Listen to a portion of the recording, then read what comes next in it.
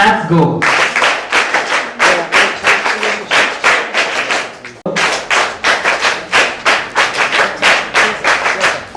School ഓഡിറ്റോറിയത്തിൽ നടന്ന പരിപാടി scout and guides commissioner Savitha ഉദ്ഘാടനം ചെയ്തു.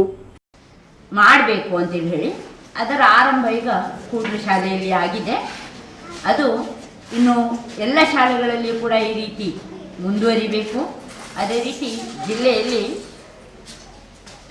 ರಾಷ್ಟ್ರಪತಿ ಸ್ಕೌಟ್, ರಾಜ್ಯ ಪುರಸ್ಕಾರ ಸ್ಕೌಟ್ ಗೈಡ್ ಪದವಿಯನ್ನು ಬಿರುದನ್ನು ಪಡೆದಂಥ ಮಕ್ಕಳು ಸಮಾಜ ಕಾರ್ಯದಲ್ಲಿ ತಮ್ಮನ್ನು ತೊಡಗಿಸಿಕೊಳ್ಳಲಿಕ್ಕೆ ಇದೊಂದು ನಾಂದಿ ಆಗಬೇಕು ಅಂತೇಳಿ ಹೇಳಿ.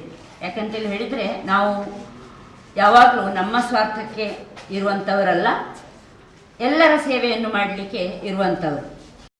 ಸ್ಕೂಲ್ ಪ್ರಧಾನಾಧ್ಯಾಪಿക മോഹിനി റാവു അധ്യക്ഷത വഹിച്ചു.